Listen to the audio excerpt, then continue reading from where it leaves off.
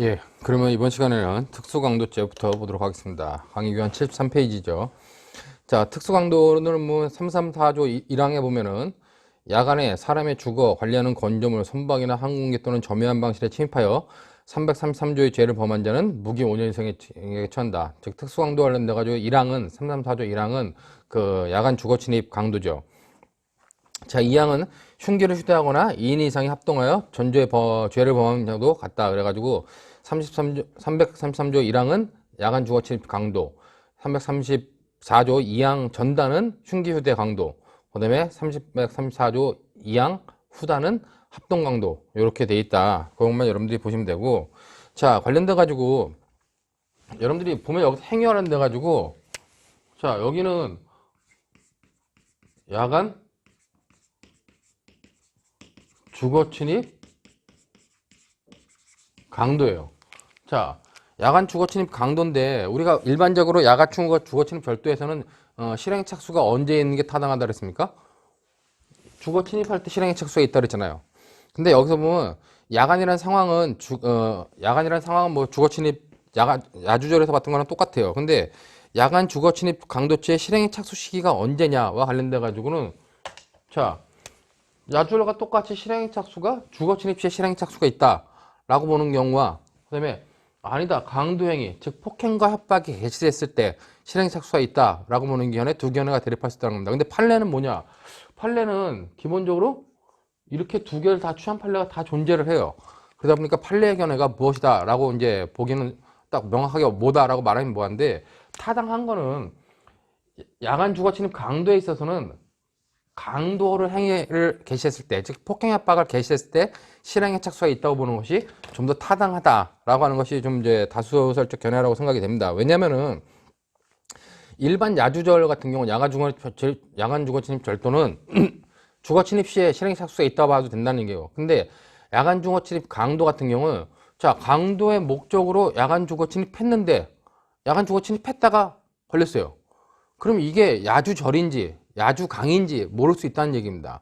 강도의 특색이 있는 부분이 드러나지 않는다는 얘기죠. 그렇기 때문에 야주절이 아닌 야주강일 때는 야간 주거 침입 강도일 때는 강도의 특색이 드러나는 행위를 개시했을 때 폭행 협박을 개시했을 때 실행에 착수가 있다고 보는 것이 좀 타당하다. 이렇게 여러분들이 판단하시면 될 것 같아요. 자, 그렇기 때문에 거기 보면 판례를 보면은 73페이지에 나와 있는 판례는 먼저 그 주거 침입시라고 보는 판례가 있고 판례고 그다음에 이제 13페이지 밑에 있는 판례는 폭행 협박시다. 즉 강도행위가 개시된 폭행 협박시다라고는 판례 두 가지 판례가 다 존재한다는 겁니다. 자, 이제 근데 관련돼 가지고 위에 판례는 표준 판례로 선정되어 있는데 이거를 표준 판례로 선정한 이유는 다른 이유 때문에 선정한 거예요. 저는 여기다 이제 야주절과 관련돼 가지고 이제 주거 침입시라고 하는 판례로 했는데 그 제가 이제 이 판례를 여기다 넣는 이유는 판시상 세 번째 나오죠. 강도 행위가 야간에 주거에 침입하여 이루어지는 특수강도죄의 실행의 착수 시기와 관련돼 가지고 결국은 뭐다? 주거 침입 시에 실행의 착수가 있다고 본다는 겁니다. 자, 근데 이제 이걸 표준 판례로 선정한 다른 교수들의 그 선정 이유를 보면은 이 네 번째 판시사항이 더 중요하다고 보는 겁니다. 절도 범인 또는 강도 범인이 체포를 면탈할 목적으로 경찰관에게 폭행을 가한 경우 준강도죄 또는 강도죄와 공무집행 방해죄의 죄수 문제가 더 중요하다고 보는 거죠. 자, 각각에 대해서 이제 재판 요지 3번과 4번을 보시면은 3번을 보시면 334조 1항 야간 주거 침입 강도죠. 야주강은 주거 침입과 강도의 결합범으로서 시간적으로 주거 침입 행위가 선행되므로 주거 침입을 한때 본죄의 실행에 착수한 것으로 볼 것인 바 같은 조 제2항 소정의 흉기 휴대 합동 강도죄에 있어서도 그 강도 행위가 야간에 주거에 침입하여 이루어진 경우에는 주거 침입을 한때 실행에 착수한 것으로 보는 것이 타당하다. 그래가지고 주거 침입 시를 실행에 착수로 본 판례라는 겁니다. 근데 이제 뒷판례는 아니라는 거죠. 뒷판례는 폭행 협박을 개시했을 때다라고 보는 거고 이제 여기 네 번째 재판 요지 네 번째 보면 절도 범인이 체포를 면탈할 목적으로 경찰관에게 폭행 협박을 가한 때는 준강도죄와 공무집행 방해죄를 구성하고 양죄는 실체적 경각관계에 있다는 겁니다. 자, 우리가 중강도를 안 배웠는데 절도가 체포를 면탈하거나 재물 탈환을 한 걸 목적으로 폭행 협박을 개시해요. 그러니까 절도가 강도가 아니라 강도는 폭행 협박으로 재물 강취하는 거잖아요. 근데 이 중강도는 폭행 협박으로 재물 강취하는 게 아니라 절도가 도망가거나 아니면 죄적을 인멸할 목적으로 폭행 협박을 하는 겁니다. 그럼 그걸 우리가 중강도로 봐요. 자, 결국 뭡니까? 절도를 하다가 절도행위가 끝나기 전에 폭행 협박을 해요. 이게 중강도인데 이 폭행 협박이 공무원에 대한 폭행 협박이기 때문에 공무집행 방해죄 폭행 협박에 해당해가지고 공무집행 방해죄도 성립한다는 겁니다. 여기서 폭행 협박은 몇 개 있었어요. 절도가 휘두른 폭행 협박 하나가 있었는데 이 폭행 협박 하나가 어떻게 된다? 중강도에도 해당하고 공무집행 방해죄도 해당한다는 얘기입니다. 그렇기 때문에 상경으로 본다는 얘기예요. 자, 그렇다면 여러분들 거기 보는 것처럼 그렇게 구성하고 양자는 상상적 경합의 관계에 있다는 겁니다. 그런데 강도하는 경우는 다르다는 얘기죠. 자, 강도 범인이 체포를 면탈하는 목적으로 경찰관에게 폭행을 가한 때는 강도죄와 공무집행방해죄는 실체적 경합 관계에 있는 것이다. 왜냐면 강도라는 건 이미 폭행 협박을 통해서 재물을 강취하려는 사람을 강도라 그래요. 자기가 다른 이유로 체포를 하려는 집행 중인 공무원한테, 경찰관한테 폭행 협박을 가했다. 그러면 이 폭행 협박은 어디에만 포함하는 거예요? 이 행위는 공무집행 방해죄에만 해당한다는 얘기입니다. 그렇기 때문에 이미 성립한 강도 범죄와 폭행 협박으로 공무집행을 방해한 경우는 공무집행 방해죄가 성립하고 양죄는 하나의 행위가 아니라 다른 행위이기 때문에 실체적 경합이 된다. 그렇기 때문에 그 부분을 여러분들이 잘 봐두셔야 된다는 겁니다. 이것도 헷갈리지 말아야 될 게 나중에 보면 그게 나오죠. 절도가 중강도가 됩니다. 체포 면탈한 목적 중강도가 되는데 그 와중에 공무집행 중인 공무원한테 상해를 가하게 돼요. 자, 그럼 어떻게 되냐? 상해를 가하는데 위험한 물건을 들고 했다. 그러면 특수 공무집행 방해 치상죄가 성립하고 여기는 뭐가 된다? 절도가 중강도가 되고 상해를 했기 때문에 강도치상으로 간다는 얘기입니다. 그럴 때 양죄는 실체적 경합으로 가요. 아니, 상상적 경합으로 갑니다. 근데 그렇지 않은 경우는 이렇게 상해로 이루어지지 않는 단순한 절도와 공무집행방해 아니면 강도와 공무집행방해에 대한 죄수 문제가 달라진다 하기 때문에 그 부분을 여러분들이 명확하게 구별을 해가지고 좀 잘 알아두셔야 된다는 겁니다. 그렇기 때문에 첫 번째 판례는 주거침입시 요때 이제 있다는 판례고 두 번째 판례는 이때 있다는 판례입니다. 그 91년도 판례를 보시면 74페이지에 밑추친 부분 보시면은 야간에 타인의 재물을 강취하기로 마음먹고 흉기인 칼을 휴대한 채 시정되어 있지 않는 피해자 누구의 집 현관문을 열고 마루까지 침입하여 동정을 살피던 중 마침 혼자서 집을 보던 김누구손의 손녀 피해자 엄혜영이 화장실에서 용변을 보고 나오는 것을 발견하고 갑자기 욕정을 일으켜 칼을 위 엄혜영의 목에 들이대고 방으로 끌고 들어가 넘어뜨려 반항을 억압한 다음 강제로 일에 가늠하여 피해자를 강간했다는 사실, 이것 관련돼 가지고 그 밑에 이제 굵은 것이 보면은 그러나 형법 334조 1량 소정의 특수강도죄 실행에 착수 시기는 언제까지나 강도의 실행행위, 즉 사람의 반항을 억압할 수 있을 정도의 폭행 협박에 나갔을 때 있다 할 것이고, 이와 같이 야간에 흉기를 휴대한 채 타인의 주거에 침입하여 집안의 동정을 살피는 것만으로는 동법조에서 말하는 특수강도의 실행에 착수한 것이라고 할 수 없다라고 본 판례이기 때문에 이 강도행위에 계신 폭행 협박의 실행에 착수다 이렇게 본 판례고, 두 가지 판례가 동시에 존재하기 때문에 어떤 것이 판례의 견해다라고 말할 수는 없다 하는 정도로 여러분들이 보시면 될 것 같습니다. 자, 그 다음에 이제 그 흉기 휴대 강도가 있고 그 이양 전단이 있고 이양 후단으로서 합동 강도가 있는데, 이거는 흉기 휴대 절도와 합동 절도와 거의 내용이 똑같기 때문에 따로 설명하지 않겠습니다. 이거는 거기랑 똑같다 이렇게 보시면 되고, 이제 다음으로 나오는 것이 준강도죄죠.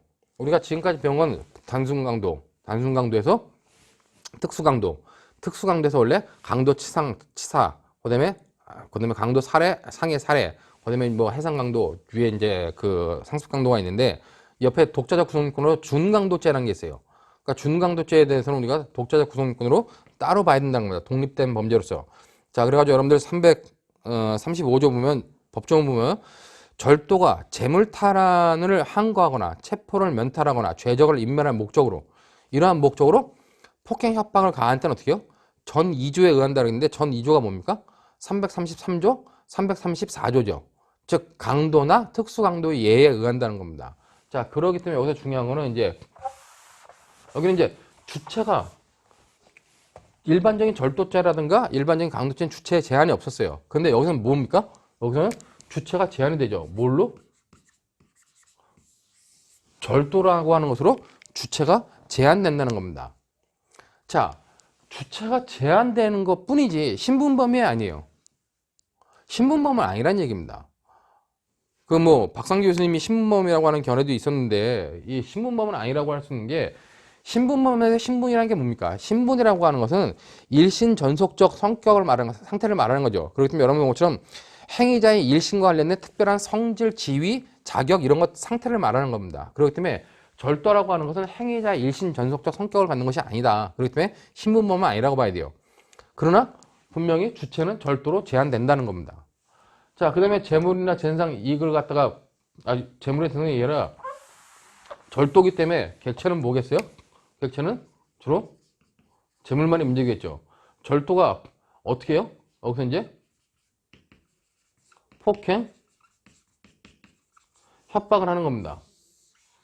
재물을 절취하려고 했던 절도가 폭행, 협박을 하는데 폭행, 협박을 하는 이유가 뭐다? 목적이 필요하죠. 초과 주관적 구성요건 요소로서 목적이 필요한데 이 목적은 뭐다? 재물 탈환을 항거하거나 아니면 체포를 면탈하거나 아니면 죄적을 인멸할 목적, 즉 첫 번째 목적 또는 두 번째 목적 또는 세 번째 목적, 엔드가 아니라 오화죠. 이런 목적으로 폭행 협박하면 그건 우리가 강도의 예에 의한다. 즉 단순 강도거나 특수 강도의 예에 의해서 처벌하겠다는 겁니다. 자, 그래가지고 여러분들 거기 교환 보시면 75페이지에 성격은 목적범이다. 목적을 필요로 하는 목적범이고 그 다음에 결합범이라는 겁니다. 이건 무슨 결합범이냐? 절도와 폭행 협박의 결합범이라는 얘기죠. 그 다음에 이제 관련돼 가지고 이거를 뭐 강도죄의 특수형이다 보는 경우는 사후 강도다 이렇게 보는 경우도 있고 절도죄에 대해서 가중된 유권이다 보는 경우도 있는데 독립된 범죄를 보는 것이 뭐 좀 다수결적 입장이다 이렇게 보시면 되고 구성요건 주체는 절취행위자. 이 절도는 뭐예요? 절도는 실행에 착수한 이후에 기미수는 불문한다는 겁니다. 즉 실행에 착수한 이후에 사람들은 다 여기서 주체가 된다는 거예요. 그렇기 때문에 절취행위를 개시한 자, 실행에 착수한 자가 절도의 기미수에 이르렀는지 상관없이 주체가 될 수 있다. 그래서 표준 판례 보시면은 준강도죄 주체와 관련돼 가지고 보면은 거기에 재판조지의 밑줄 친 부분 보시면은 절도 범인으로 절도의 실행에 착수한 이상 미수이거나 기수이거나 불문하고 야간에 타인의 재물을 절취할 목적으로 사람의 주거에 침입한 경우에는 주거에 침입한 단계에서 이미 형법 330조에서 규정한 야주절이라고 하는 범죄 행위에 실행에 착수한 것이다. 그렇기 때문에 야주절에 실행에 착수한 자가 주거침입 실행에 착수한 것을 보아야 하고 주거침입죄의 경우 주거침입의 범위로서 예컨대 주거로 들어가는 문의 시정장치를 부수거나 문을 여는 등 침입을 위한 구체적인 행위를 시작할 때면 주거침입죄의 실행에 착수는 있었다고 봐야 된다. 그렇기 때문에 관련돼 가지고 준강도의 주체로서 절도의 의미는 기미수를 불문하고 야간 주거침입 절도죄의 실행에 착수 시기는 주거침입이다. 이렇게 본 거기 때문에 그런 정도의 내용만 여러분들이 받으시면 될 것 같습니다. 자, 중요한 거는 이제 얘가 절도가 실행에 착수했는데 기수냐 미수냐와 관련돼 가지고 과거엔 주거침입 이 준강도죄의 기수 미수로 갖다가 뭘로 결정할 것이냐 했을 때 이 폭행 협박을 이 기수에 이르렀냐? 그러면 기수. 아니면 미수에 이르렀으면 미수. 이렇게 보는 것이 과거에 견했어요. 그러나 실제로 보면 이런 문제가 발생하죠. 자, 절도가 미수가 됐는데 폭행 협박을 해요. 자, 근데 만약에 폭행 협박은 기수가 이뤘다. 그러면 이거는 우리가 중강도로서 강도죄로 처벌한다는 겁니다. 자, 근데 강도가 재물을 탈환 못했어요. 재물을 탈취 못해가지고 미수에 그른 상태에서 그냥 폭행 협박했다. 그럼 어떻게 돼요, 이거는? 그냥 이때는 강도 미수에 이른다는 얘기입니다. 똑같이 재물 탈환을 못했는데도 불구하고 얘의 경우에는 이 폭행 협박을 기준으로 삼으면은 얘는 강도죄, 얘는 강도 미수가 된다는 문제가 발생한다는 건데. 그렇기 때문에 준강도에서 기수 미수는 이 절도 행위의 기수냐 미수냐, 즉 절도 행위에서 재물 탈취가 기수면은 준강도도 기수고 재물 탈취가 미수면은 준강도도 미수로 봐야 된다 라고 하는 것이 판례의 견해고, 판례가 이렇게 바뀌었다는 겁니다. 뭐 바뀐 걸 뭐 여러분들이 아실 필요는 없겠지만 옛날에 바뀌어가지고 이렇게 준강도의 기미수는 뭘로 판단한다? 절도의 기미수로 판단한다. 그렇게 여러분들이 판단해 두면 될 것 같아요. 그렇다면 그 판례가 밑에 나온 판례죠. 절도의 미수인 경우에는 준강도의 미수가 성립한다는 것이 최근 대법원 견해에 따라 표준 판례로 나온 것이, 과거에는 이 폭행 협박을 기준으로 준강도의 기미수를 나눴는데 이제는 이렇게 바뀌어가지고 절도의 기미수로 구별을 한다. 그렇기 때문에 여러분들 거기 보는 것처럼, 이건 전원합의체 판결이라 가지고 판결문은 다 나왔지만은 뭐 봐야 될 부분은 몇 개 없죠. 그렇기 때문에 여러분들 재판 요지에 보시면은 재판 요지 다수견에 절도 행위의 기미수를 기수 여부를 기준으로 판단한다 하는 그 정도만 명확하게 여러분들이 알고 있으시면 되고, 뭐 이유는 이런 의미로서 절도가 재물탈환을 못했는데 폭행 협박을 했다 가지고 강도가 된다. 근데 강도가 재물탈환을 못하면 강도 미수인데 그것과의 형평상의 문제가 발생하지 않냐. 그렇기 때문에 준강도죄의 기미수는 재물탈취 여부로 파악해야 된다라고 하는 의미로 그 정도의 의미만 여러분들이 좀 봐두시면 될 것 같습니다. 자, 그 다음에 관련돼 가지고 뭐 이 정도의 내용 보고,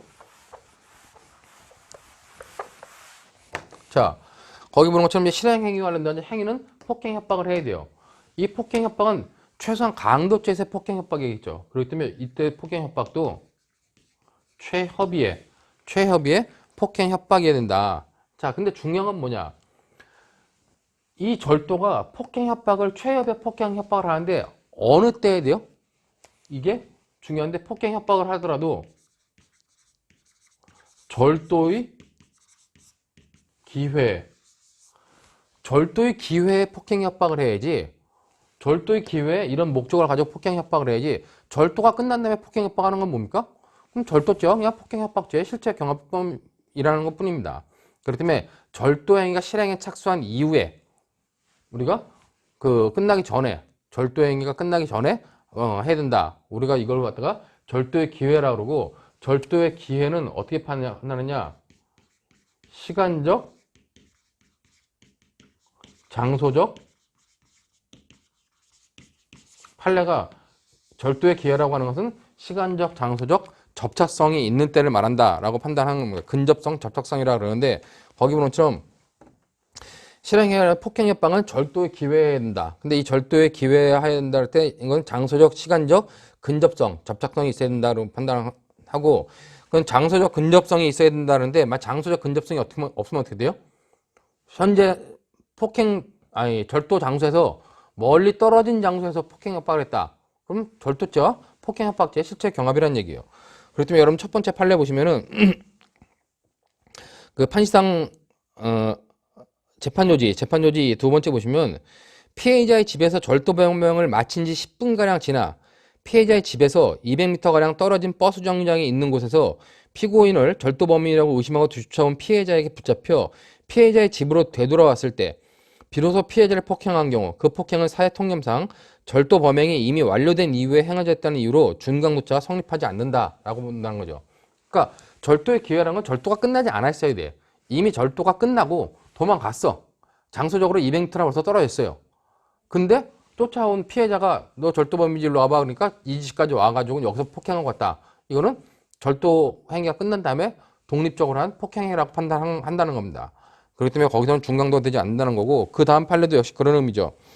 준강도죄의 시간적, 장소적 접착성의 의미가 무엇인지 풀어주고 있는 판결이라 그러는데, 여러분들 거기 보면 그 절도의 기회의 의미를 그 판시상 1번에서 얘기하고 있는 것을 판결문 본문에서 이렇게 설명하고 저기 보는 것처럼 1번 보면, 준강도는 절도 범인이 절도의 기회에 재물탈환을 한 것 등의 목적으로 폭행 또는 협박을 가함으로써 성립하는 것으로서, 여기서 절도의 기회라 하면 절도 범인과 피해자 측이 절도의 현장에 있는 경우와 절도에 잇따라 또는 절도의 시간적 장소에 접착하여 피해자 측이 범인을 체포할 수 있는 상황, 범인이 죄적 인멸에 나올 가능성이 높은 상황에 있는 경우를 말하고, 그러한 의미에서 피해자 측이 추적태세에 있는 경우나 범인이 일단 체포되어 아직 신병 확보가 확실하다고 할 수 없는 경우에는 절도의 기회에 해당한다는 겁니다. 근데 이렇지 않은 경우, 한편 그렇지 않은 경우에는 절도의 기회가 아니라는 거죠. 그러니까 예를 보면은 절도했던 장소에서 폭행 협박하면 절도의 기회예요. 근데 절도가 도망가는데 피해자라든가 공무원이나 다른 사람이 이 사람 쫓아가요. 현장에선 벗어났다 해서 쫓아가고 있는 추적태세가 계속되고 있으면 어떻게 해요? 그건 절도의 기회라고 본다는 얘기입니다. 그렇기 때문에 이 사람이 아무리 많이 도망가도 쫓아가고 있는 상태에서 저 사람이 체포 면탈을 목적으로 폭행하면 어떻게 돼요? 그러면 준강도가 된다는 겁니다. 자, 그렇기 때문에 이 추격태세, 추격을 하고 있느냐 없느냐, 추격이 끝났으면 어떻게 해요? 절도의 기회가 끝난 겁니다. 근데 추격이 계속되고 있으면 절도의 기회는 계속 되는 거다. 여러분들이 그렇게 이해하고 있으면 된다는 얘기입니다.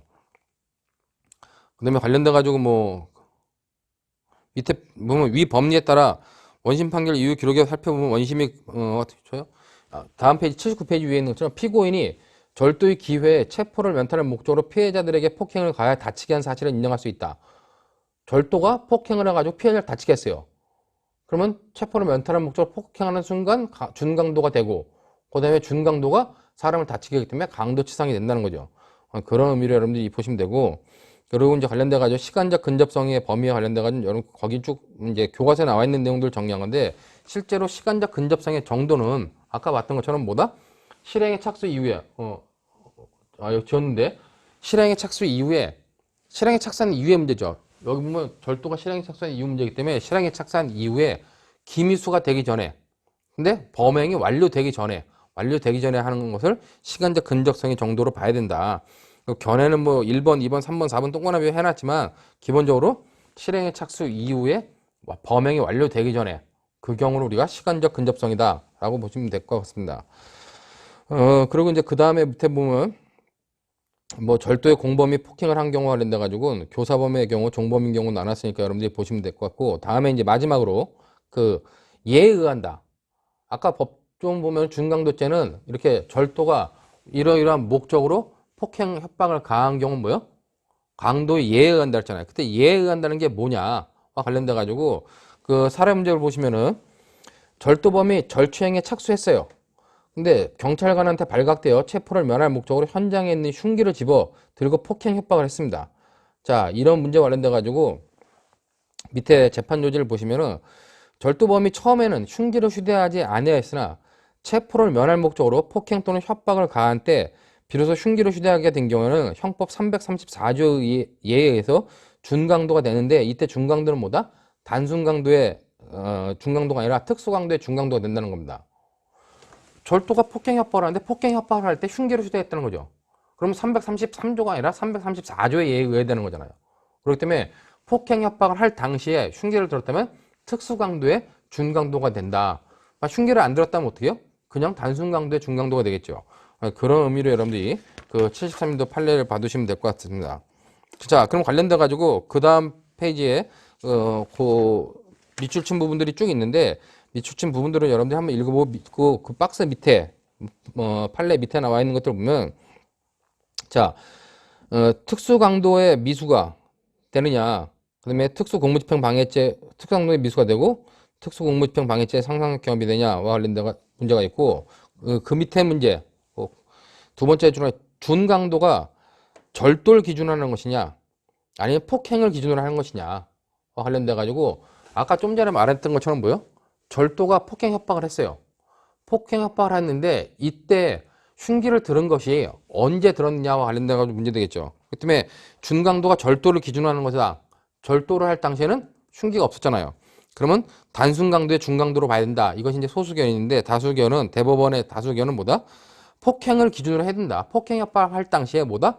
흉기를 들었다면 그때 특수 강도의 중 강도로 봐야 된다는 거죠.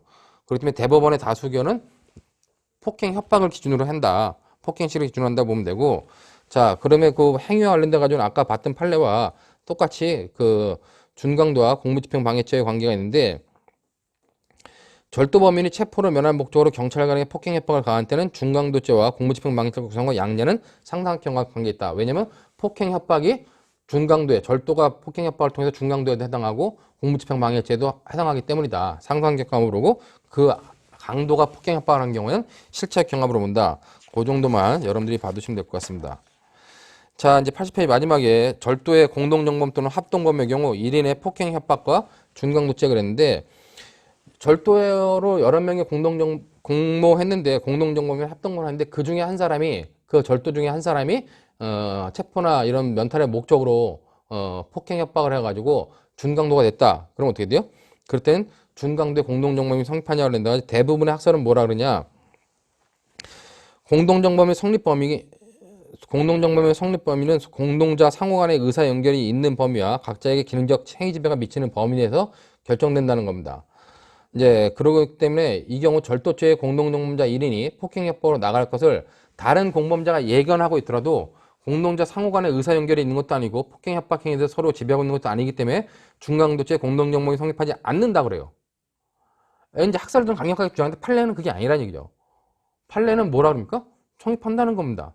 그렇기 때문에 여러분들 어디서 판례 태도를 잘 봐야 되는데 다른 공범자가 폭행 협박 행위와 그 결과 발생할 수 있는 중한 결과에 대해서 예견하지 못하였다고 볼 수 없는 경우에는 준강도죄 및 그 결과적 가중범의 성립을 인정한다는 거예요. 자, 판례는 특별하게 예견하지 못하였다고 볼 수 있는 경우, 뭐 그런 특별한 경우 아니면 무조건 인정하겠다는 거죠. 그러니까 그런 의미 때문에 판례의 의미를 여러분들이 잘 봐둬야 된다는 겁니다. 그렇기 때문에 89년도 판례 재판 요지도 보시면은 피고인과 원심 피고인들이 타인의 재물을 절취하기로 공모한 다음 피고인은 망을 보고 원심 피고인들이 재물을 절취한 다음 달아나려다가 피해자에게 발각되자 체포를 면탈할 목적으로 피해자를 때려 상해를 입혔다면 피고인도 이를 전혀 예상하지 못했다고 볼 수 없어 강도상해죄의 죄책을 면할 수 없다는 겁니다. 근데 이제 이걸 정확히 나누다 보면은 걔네들은 뭐예요? 같이 절도로 공모해가지고 하다가 때린 사람들. 걔네들은 강도가 되는 거죠. 자, 그렇기 때문에 그 강도상해죄의 죄책을 면할 수 없다는데 얘는 망을 보던 애는 뭡니까? 망을 보던 애는 상해를 직접 한 게 아니잖아요. 그럴 때 그때는 강도치상죄가 된다고 봐야 되는데 뭐 그런 구체적으로 옛날에는 나누지 않았다.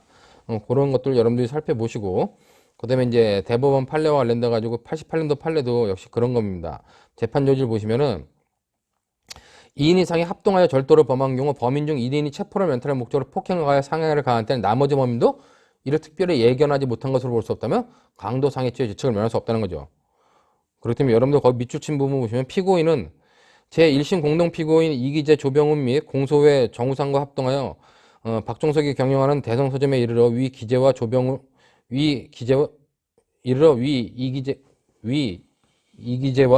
이기재가 이름이 이기재와 조병훈은 망을 보고 피고인과 정우상은 그 미리 준비한 절단기로 서점 샷다문 자물쇠를 절단하고 서점에 들어가 현금 등을 절취한 후 주민의 신고를 받고 경찰관이 위 절취 현장에 출동하자 피고인과 위 정우상이 약 50m가량 도주하다가 위 정우상은 우연히 그곳을 지나다 뒤쫓아온 피해자 석종택에게 체포를 면할 목적으로 소지하고 있던 제도용 면도칼로 그의 얼굴을 일에 그어 그에게 약 2주간의 치료를 위하는 안면부 열상 및 우측 귀바퀴 다발성 열상을 입힌 사실이 있는데 그것과 관련돼 가지고 사실이 위와 같다면 피고인이 범행이 발각되어 함께 도망가던 위 정우상이 추격하는 피해자에게 체포를 면탈할 목적으로 위와 같은 상해를 입힐 것을 전혀 예기치 못하는 것으로는 볼 수 없다.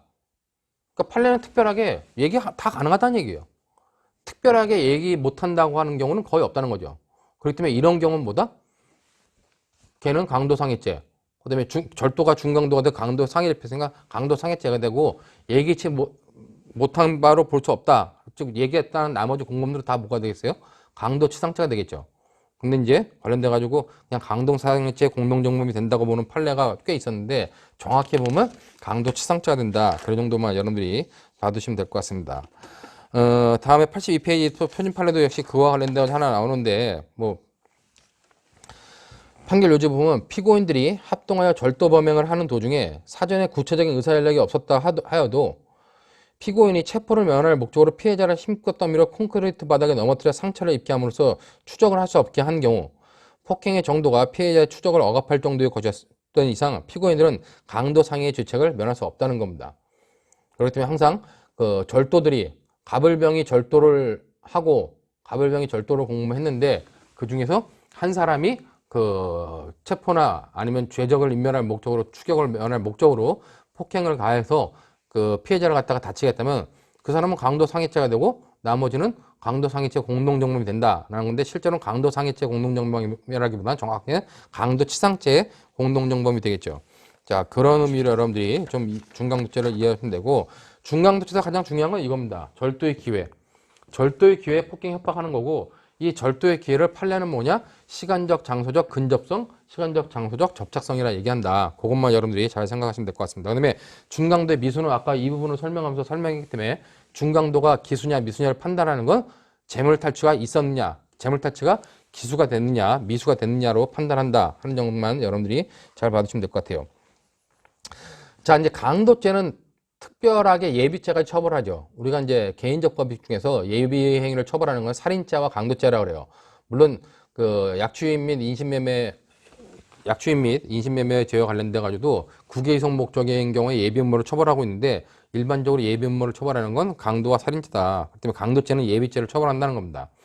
자, 근데 중요한 거는 여기 보는 것처럼 표준 판례에 나온 것처럼 이 형법 343조에 강도할 목적으로 예비 음모한 경우에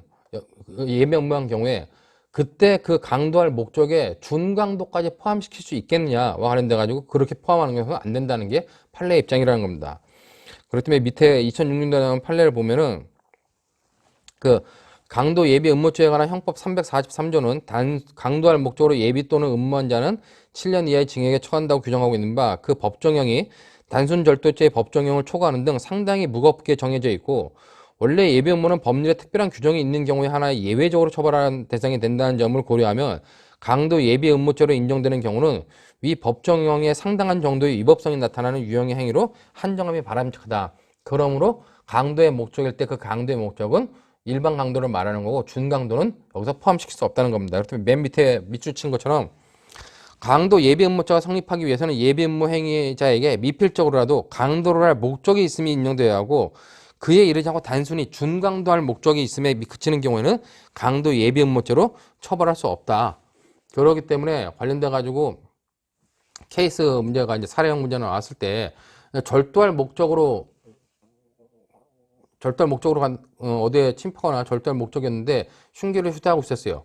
근데 사람한테 걸릴 것 같으니까 체포를 면탈할 목적으로 이렇게 가려고 흉기를 휴대하고 있었는데 그것이 과연 그 강도 예비죄에 해당할 수 있겠느냐 그랬을 때 강도 예비죄에는 해당하지 않는다라고 하는 그런 사례 문제가 나왔었으니까 그런 사례 문제를 대비해서라도 이 강도 예비에서는 준강도는 포함하지 않는다는 점을 여러분들이 명확하게 이해해 두시면 될 것 같습니다. 그 다음에 이제 마지막으로 결과적 가중범위 강도 치사와 강도 치상죄 미수범 문제가 나오는데 이거는 제가 누누이 얘기하지만은 자 법조문이 강도 치상과 강도 상해 행위를 처벌을 해요. 자 근데 이 조문에 대해서 미수범 처벌 규정이 있습니다. 자 그렇다고 얘는 뭡니까? 얘는 결과적 가중범.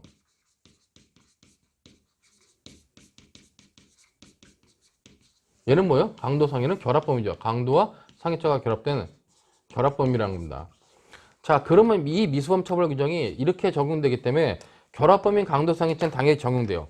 그렇기 때문에 미수범 처벌 규정이 얘한테 적용되는 건 맞다는 겁니다. 근데 얘한테도 적용될 수 있겠냐? 강도가 기수이든 미수이든 상해의 결과를 발생시키면 강도치상죄라고 보는 거죠. 결과적 가중범은. 근데 이 미수범 규정을 여기다 적용해가지고 강도가 미수에 그쳤지만 상해를 입힌 경우는 강도치상의 미수로 보자라고 하는 견해를 주장하는 일부 자들이 있습니다. 자, 근데 대부분의 다수 학설과 판례 입장은 뭐다? 결과적 가중범에는 미수를 논할 수 없다는 겁니다. 그렇기 때문에 미수범 처벌 규정은 여기에는 적용되지 않고 이쪽에만 적용되는 거다. 법조문이 잘못되어 있다는 거죠. 그렇게 여러분들이 이해하시면 된다는 얘기입니다. 그렇기 때문에 여기 본 것처럼 법조문의 체계와 95년도 형법 개정 문제를 통해 가지고 결국 저 문제가 발생했는데 견해의 대립 관련된 다수 견해 봐보세요. 미수범 처벌 규정에 관한 조문의 변경에도 불구하고 결과적 가중범인 강도치사죄와 강도치상죄는 제외하는 것으로 해석하는 것이 다수의 견해이자 판례의 입장이라는 겁니다. 그렇기 때문에 뭐 소수 견해는 결과적 가중범의 미수는 기본 범죄인 강도의 미수로 인하여 치상 또는 치사의 결과가 발생한 때 성립한다고 주장하는데 실제로 이론적으로는 주장할 수 있겠지만 어떻게 법제화할 것이냐에 대해서는 아무 근거도 제시 못한다는 겁니다. 그렇기 때문에 여러분들이 결과적 가중범의 미수는 특별히 논할 필요가 없다. 혹시 사례형 문제 그런 문제를 낸 사람이 있었어요. 2009년도 그 모의고사 문제에 뭐 결과적 가중범의 미수를 논할 수 있는 부분은 시험 문제 낸 양반이 있었는데 뭐 제가 잘 아는 양반인데 그 문제 해설 보면은 결국 조문상에 성폭법상에 있는 특별한 조문을 해석하려고 이렇게 문제를 낸 건데 그건 학생들 공부시키기 위한 문제고 실제로 그런 문제는 내면 안 되죠. 그렇기 때문에 결과적 가중범의 미수는 그냥 이 정도로 여러분들이 해결하면 된다. 그리고 이제 밑에 공범의 초과 문제 관련돼 가지고 기본 범죄에 대한 공동정범의 성립 요건을 검토하고 중앙 결과에 대한 죄책을 지울 것인지 문제를 하는데 그 학설은 여러 가지 나눠지지만 판례는 뭐다? 판례 밑에 있는 것처럼 중앙 결과에 대한 예견 가능성을 묻지 않고 결과적 가중범의 공동정범을 인정하죠. 자, 아까도 말했지만은 결과적 가중범의 공동정범을 판례는 예견 가능성 유무를 묻지 않고 그냥 인정해버린다는 겁니다. 그러니까 그런 의미로서 여러분들이 결과적 가중범의 그 뭐 공동정범이 인정된다. 그런 판례가 밑에 다음 페이지까지 나오는 판례이기 때문에 그런 판례까지 여러분들이 보시면 될 것 같습니다. 자, 이 정도로 해가지고 강도죄까지 마치고 오늘은 다른 주보다 강의 시간이 뭐 충분해가지고 뭐 좀 일찍 끝날 수 있는 것 같습니다. 자, 이렇게 해가지고 우리가 절도죄와 강도죄에 관한 것을 모두 마치고 다음 주부터는 이제 그 사기죄와 관련돼서 보는데 사기죄와 관련돼 가지고는 볼 것들이 좀 많이 있습니다. 특히나 마지막에 나오는 그 신용카드 범죄와 관련돼 가지고는 우리가 시험 문제도 잘 나오기 때문에 신용카드 관련된 범죄까지를 우리가 사기죄에 넣어 가지고 다음 주에 살펴보도록 하겠습니다. 이번 주 강의는 여기서 마치도록 하겠습니다. 수고하셨습니다.